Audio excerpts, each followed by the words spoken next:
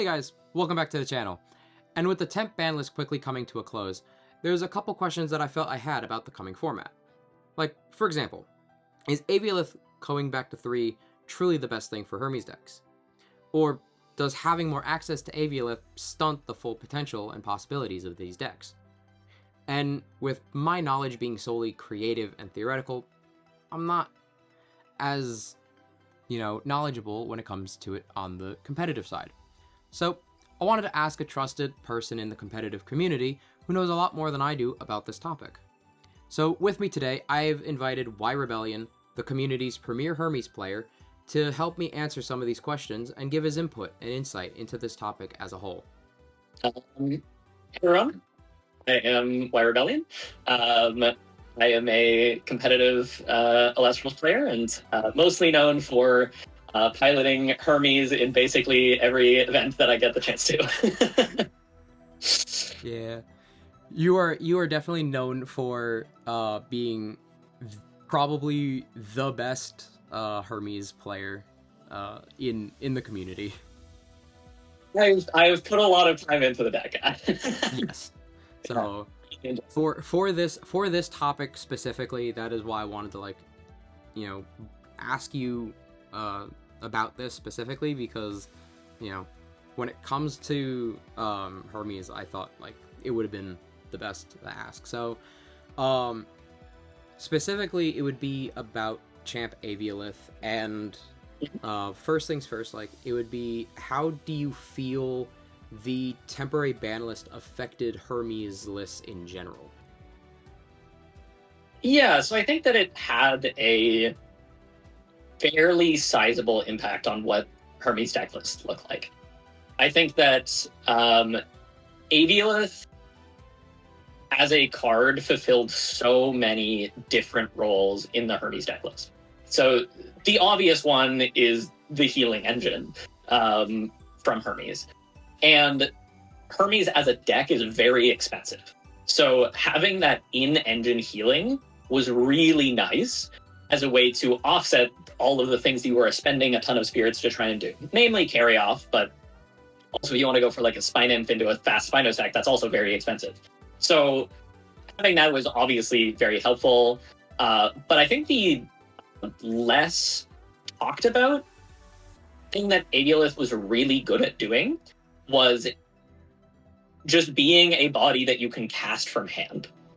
If you are able to normal cast an Avialith, that's actually really good for you because A, it sets up great Ascension fodder to be able to set up either Spinosact or Carry Off, as well as it puts a 2-drop on board with a normal action from nothing, which then sets up Trickery into a Carry Off that you have then sent to grave. So not being able to perform either of those two functions, I think, pushes the deck in a direction of having to play a higher tempo game. You can't fall back on being able to out-heal your opponent in every single game. You can't fall back to, oh, I've kind of lost the board, let me just stabilize on a 7 defender. Yeah, so I think both of those factors have led to, at least how I've been deck building Hermes for this temp list, to changes on the outlook that I'm going into it with. Yeah, that I definitely noticed that, because Hermes was a very, very expensive list, very expensive deck. God, with everything that you wanted to do with Hermes, it was yes, you wanted to do so much, and it costs so much. And I remember putting Divine Healing in the deck back in the day, and I mean, I'm tempted to just re-put it back in the deck now, just because of the fact that it's at 1. But one of the things that's do you feel post the Sunstrike release, do you feel a lot of the decks will immediately go back to playing the 3 Avialith, or do you feel this shortened period of having it at 1, do you feel players will adapt to playing less copies in the deck and might play 2 copies, or feel the one copy gave them more freedom to be more creative in their deck space? Yeah, so I think that I think it's very possible that going into Sunstrike, the optimal number of Avialith is 2. And I think there's a few reasons for that. I think one, at least at the start of the format, I think with Moth being the presumed top deck going in, I think that the game is going to be very fast. So I don't necessarily think that you are going to end up in as many game states where you need to resolve 3 Avialith. So I think that's factor one. I think factor two is with Catabases. Yep. As a new card that is also coming out in Sunstrike. So for matchups where you need to resolve Avialith multiple times, you have this extra option of running Catabases and just shuffling them back, whether that's out of the main board or the sideboard. And Catabases has the dual function of also being a disruption tool against decks that play from the graveyard. So I don't know if for sure it will be correct to run 2 Avialith, but I think that there is very much potential that it goes in that direction. And I think that, at least for me specifically, one interesting thing that I think the Avialith limit has done is that I think it's kind of re-taught me how to play a high tempo game with Hermes that does not rely on Avialith. Because I think that in the previous format with 3 Avialith, my go-to play was almost always to try and eventually get to that game state where I am resolving multiple Avialiths in a game. It's a very powerful place to be. But there are some times where you only have one Hermes, and if your first Hermes activation, you try and send Avialith and it gets spoiled fruited, that is suddenly a really bad problem if you don't have ways to get more spirits onto your Hermes. Because now you've got one activation, you cannot Avialith back onto it, and so you're stuck. You only have one. So if you need to play a high-tempo game, and you need 2 Hermes activations, and you waste the first one getting spoiled fruited, that's a huge problem and can lose games. And I think that wasn't something I was thinking about before Avialith went to 1. But now that Avialith's at 1, and I'm thinking oh, well, if they spoiled fruit my 1 Avialith here, that's a disaster. I don't have this for the rest of the game. That there have just been more spots where I'm you know what? I should actually never send an Avialith this game and only send carry off, carry on targets that actually do something.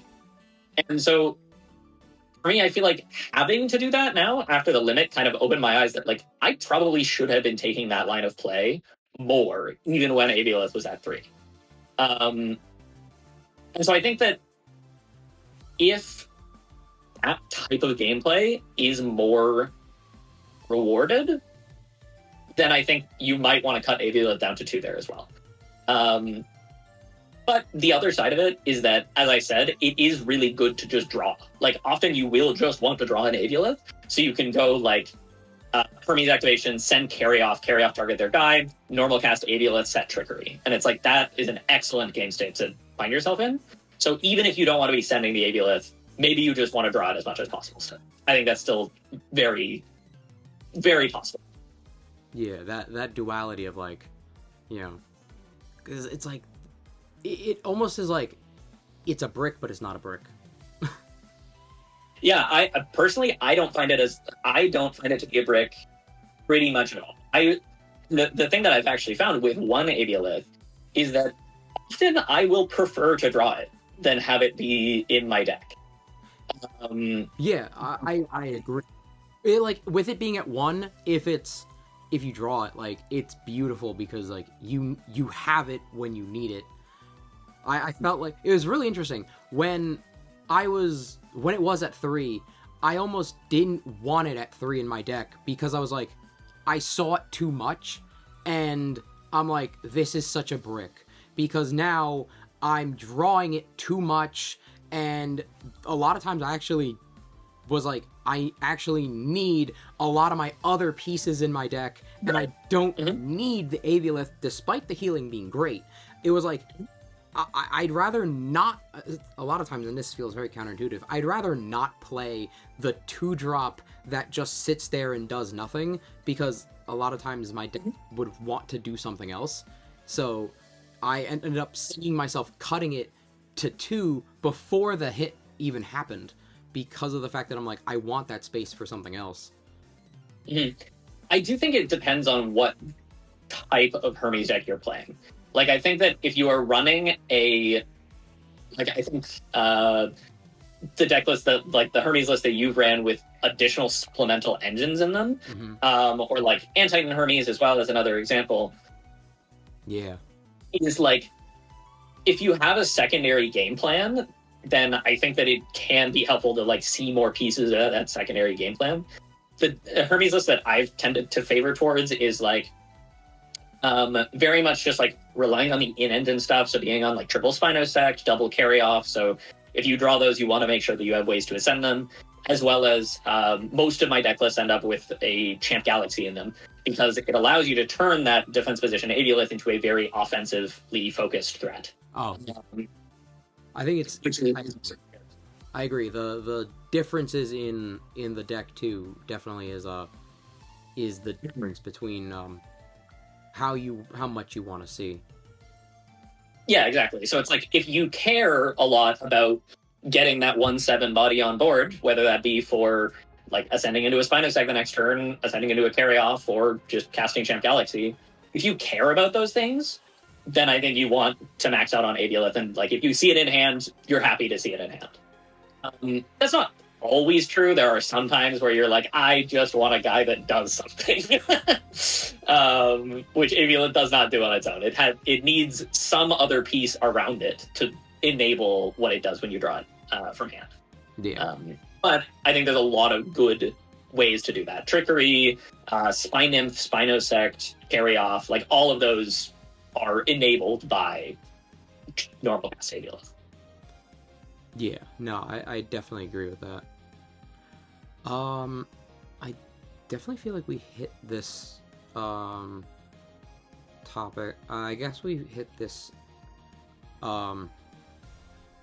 question, but I feel like I definitely want to at least ask it. But do you feel like going to 3 would be a 3 copies, do you feel like that would be a hindrance to like deck space as a whole, creativity, and a deck's full potential? Or do you feel like, no, I don't know why that was there. Or do you feel like just having it at 3, people will just, no matter what, they'll just always put it to 3? I think in my opinion, as like I think my strength one of my strengths as a player is in deck list optimization. I think I'm typically not great at like coming up with new deck lists, but I feel like I'm pretty good at optimizing ideas. I think it's really important from a like competitive deck building perspective to always question like your assumptions about what cards are important. So I think if Avialith comes back to 3 in Sunstrike, I think it is an important question to ask. Does it actually make sense to put Avialith back to 3 in this new context? I think there's a good chance the answer is yes, but I think there is also a good chance that the answer is no, because of like catabasis, maybe you don't want the Ascension Fodder, you gotta go faster. All of these things are... Also the new Trickery Searcher. Yeah. Also, you have the new Cyclovenom being another 2-drop in the deck. Like, you can only have so many 2-drops, so that's another factor, and maybe you want to make space for the new Cyclovenom and Toxoswarm cards. Engine plus also a supplemental engine to answer whatever you're trying to do in the current metagame. And so I think that players should be willing to, even if it comes back to 3, to say like, okay, I have the option to play it at 3. That doesn't mean that I have to play it at 3.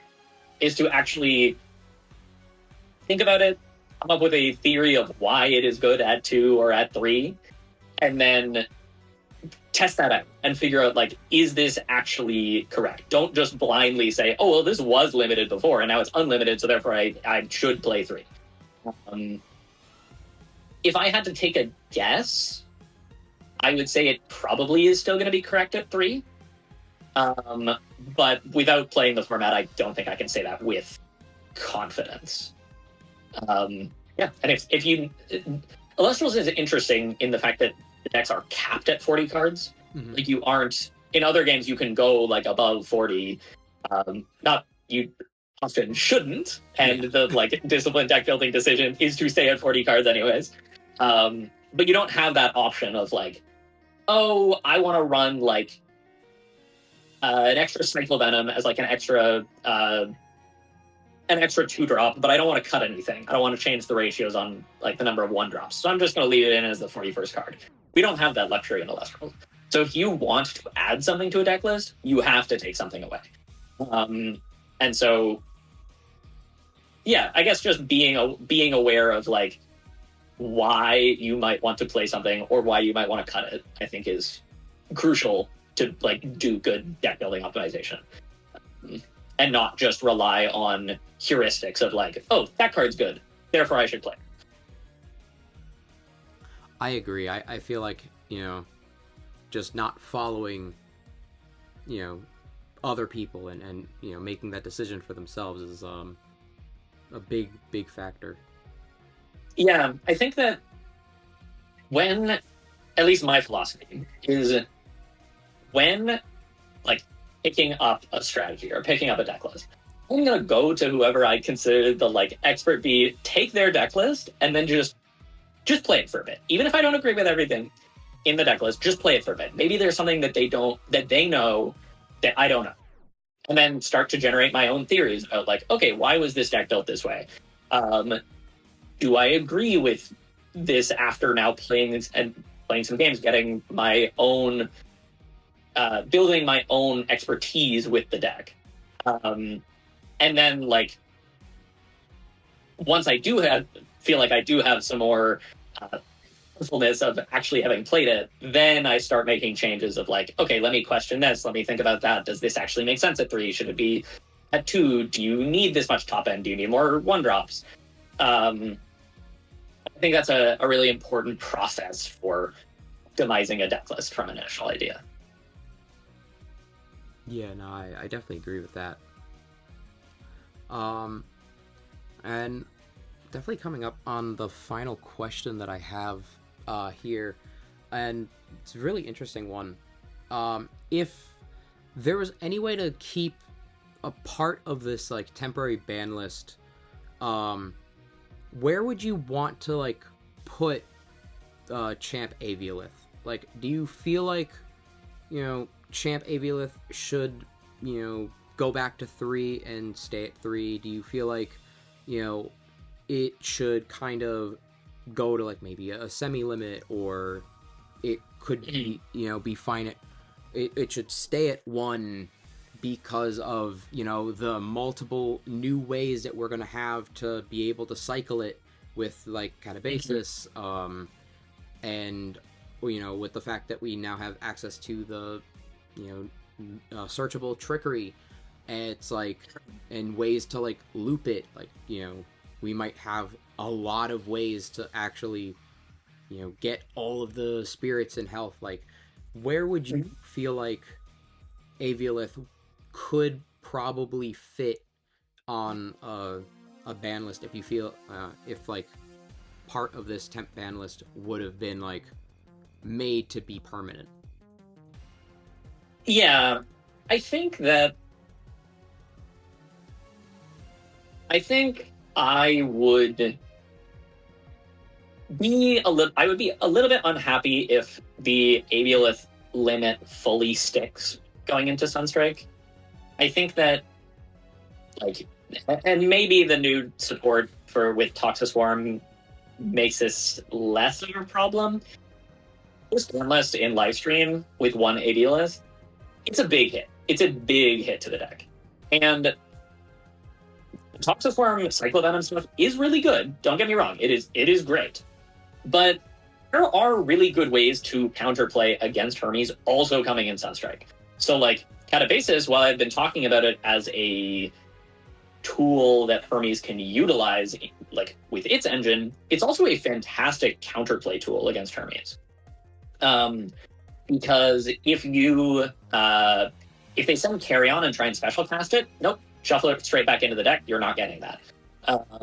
If you activate Trickery, then if you shuffle back all of their Trickery targets into deck, the destruction on Trickery is not optional once you've activated it. So you have to kill one of your own things, and you get nothing for it in return. So now it's suddenly like this thing that was an excellent tool for like stopping disruption.